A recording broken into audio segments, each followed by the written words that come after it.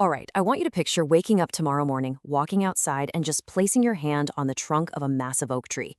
Now, have you ever thought about that tree not just providing oxygen or shade or, looking beautiful in your yard, but actually providing you with electricity? What if our forests were literally glowing with this invisible, silent power? Imagine for a second our city streets running on energy produced entirely by living roots. We're talking about drawing clean power from trees that have been standing there for decades, completely free of any noise, smoke, or fuel. Welcome to today's Explainer. We are diving into a wildly fascinating concept from some truly groundbreaking source material about the future of energy. And trust me, you're going to want to hear this. So, this brings us to a profound, almost sci fi level question that we're unpacking today. What if trees could generate clean electricity? And let me be clear, I absolutely do not mean chopping them down for firewood. I mean, what if the exact same biological giants that already feed our planet with life could simultaneously become nature's very own power stations? If you stick with me through this explainer, you're going to see how this one simple question could just completely revolutionize the way we imagine the future of our civilization. Because let's face it, we're at a major crossroads right now. Every single night, millions of lights turn on. Our hospitals, our massive server farms, our electric cars, they all demand an incredible amount of energy. And to keep those lights on, our modern grid basically requires us to drill, to mine, and to burn. Now it works, obviously, but at a heavily documented cost. We're talking pollution, super fragile supply chains, and compounding climate damage. Now I want you to contrast that with the idea of a living grid, a system of quiet, clean, totally invisible power. Imagine energy generation with absolutely zero extraction and zero smoke. What if nature actually already built the perfect energy solution quietly all around us, and it's just been waiting for us to figure out how to tap into it? Now, I know what you might be thinking. It sounds a bit like magic, right? Trees grow from sunlight, water, and soil. They definitely don't have USB ports growing out of their bark, and they certainly don't spin massive turbines. But as our source material brilliantly points out, we really have to radically shift our perspective here. Well, it's true, trees don't plug directly into wall sockets. Nature is actually not as silent electrically as it looks on the surface. Right beneath the bark and deep down within the soil, living systems are constantly alive. They are buzzing with motion, microscopic charge, and highly complex energy transfers. Okay, let's actually dive into the science here, because scientists already know that plants interact with energy in some incredibly dynamic ways. Trees are literally always absorbing sunlight and converting it into chemical energy through photosynthesis. And while they're pumping water all the way from their deepest roots right up to their highest canopy, they're exchanging ions within their own biological tissues. Down in the dirt, these root and soil interactions create tiny but very real measurable electrical signals. Scientists can actually measure the millivolts of electrical current happening underground right now. There are even sustained temperature differences between the bark of a tree and the surrounding air. So you see, the question isn't whether nature possesses energy. The real question is whether human beings can figure out how to harvest that natural energy safely and at scale. So how exactly would this work in the real world without actually hurting the tree? Well, let's walk through this hypothetical but completely scientifically grounded model of a tree microgrid. First off, we place specialized non-invasive sensors around the root systems. These would gently capture those tiny electrical changes occurring naturally down in the soil. Then, by wrapping advanced biocompatible materials around the trunk itself, we could actually gather energy from the tree just swaying in the wind, as well as from those natural temperature shifts we talked about between the wood and the air. All of that tiny harvested energy would pool into local battery systems over the course of the day. And finally, when the sun goes down, this living microgrid releases that stored, entirely clean power directly back into the city infrastructure. Can you imagine the urban revolution this would trigger? City parks would literally become energy parks. That old oak tree outside your bedroom window could be quietly powering the streetlights right above it. The line of elm trees surrounding a local middle school could help run the classroom lights or charge electric vehicles in the parking lot. Urban planners would instantly have to stop looking at trees as just, decorations or simple shade providers. Every single tree would be viewed as both a beautiful, living biological organism and a highly vital, functional piece of the city's energy grid. But the ripple effects here go way, way beyond just urban planning. Think about the massive geopolitical shifts this technology would cause on a global scale. Suddenly, planting millions of trees, afforestation, isn't just some charitable environmental side project. It becomes a matter of strict strategic national energy policy. Think about remote villages, isolated islands, or off-grid desert communities that currently rely on really expensive imported diesel. A local tree-based microgrid could provide them with independent, entirely reliable power. On a macro level, it vastly reduces our dependence on fossil fuels, and fascinatingly, it could completely shift global economic power dynamics. Tropical nations and heavily wooded countries could suddenly emerge as the absolute leaders of a booming green energy economy, basically leveraging their natural forests as vast renewable energy reserves. And this brings us to a really massive realization highlighted in our source material.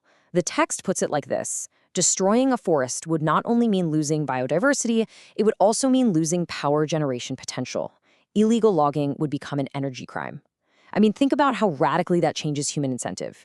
If we place a literal, measurable energy value on a living forest, protecting that forest becomes just as crucial to national security as protecting an oil field or a massive hydroelectric dam. It literally flips the economics of conservation completely upside down. Let's try to make this even more tangible and see how this could build into our everyday reality. I want you to imagine exploring some hypothetical yet highly plausible future headlines. Imagine waking up, checking your phone, and reading this. First, tree-powered neighborhood opens. Suddenly, communities are directly benefiting from the very green spaces they've cultivated, paying lower utility bills simply because they live in a highly wooded suburb. Or how about this one? Forest grid supplies emergency electricity during blackout. This highlights an incredible level of civil resilience. When traditional centralized grids failed during a massive storm or some unprecedented heat wave, these decentralized living grids would quietly step up. They'd keep critical hospital lights on, communication lines fully open, and neighborhoods safe. And finally, picture this. New bioelectric tree farms cut urban emissions by half. This kind of headline takes environmental impact completely out of the abstract. It makes it totally tangible for the next generation of green science students, urban developers, and major institutional investors who would absolutely rally around these massive, world-changing milestones. But okay, as enthusiastic as we can be about this, we have to ground this explainer in reality for a second and face the absolute biggest technical hurdle. Can trees actually provide enough energy to matter at a civilization level? Because a tree powering a street lamp is one thing, right? But powering a massive steel mill, an international airport, or a sprawling server farm, that is another universe entirely. Heavy industries need enormous, continuous amounts of power.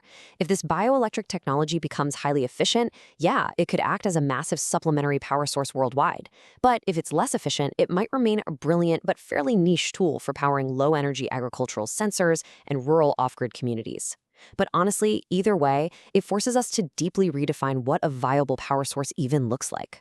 And look, with any massive technological leap, we have to have a real, grounded conversation about the risks. We cannot simply drill into forests and treat living organisms like giant exhausted batteries. That would literally just be repeating the worst extraction mistakes of the past century. There's also this very valid concern of over-engineering nature, essentially monetizing every single leaf, branch, and root on the planet. From an economic standpoint, there is a tremendous risk of corporate monopolization, where just a handful of powerful tech entities end up controlling all the patents to these tree energy interfaces. And finally, we have to look at inequality. Without really careful planning, this could easily become just another system where wealthy, highly manicured neighborhoods get beautiful, clean tree power, while poorer, less green communities are left struggling with older, dirtier grids. So the crucial point here is that this represents a deep, deep philosophical shift. For centuries, the old way of progress basically meant humanity dominating nature, right? Paving over our wild spaces and replacing them with loud, human-made machines. But the new way of progress asks us to actually listen to nature. It challenges us to learn from biological systems that have literally spent millions of years perfecting energy transfer. It's about finally figuring out how to partner with them rather than just destroying them. When we genuinely partner with nature, we trigger what the source material calls a beautiful positive loop. By actively protecting and expanding our global tree cover, we inherently generate far more clean local power. That directly leads to a massive reduction in industrial pollution and our daily reliance on fossil fuels.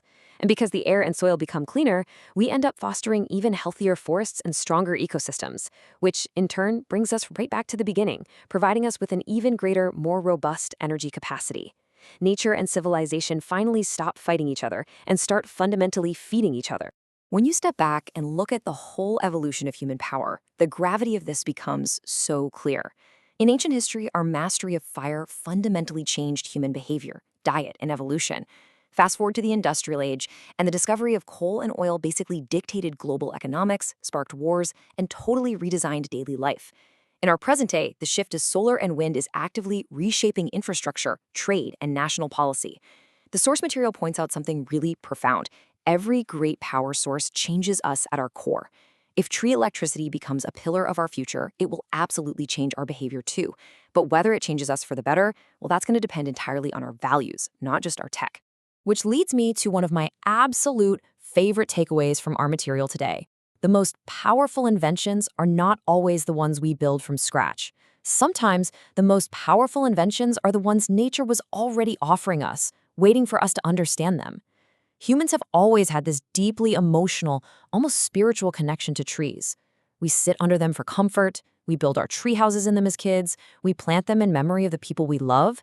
If they actually became our active energy partners, that ancient reverence would only deepen in ways we can barely even imagine today. Ultimately, this entire concept is essentially a moral mirror held up to our civilization. It leaves us with this final, lingering question to really think about long after this explainer ends. Does progress really have to be loud, dirty, and destructive? Or, can it be quiet? Can it be green and alive? The next time you walk past a tree, just take a moment to look at it a little differently. The future might not be built from metal and smoke. It might just be growing, quietly, right out of the ground.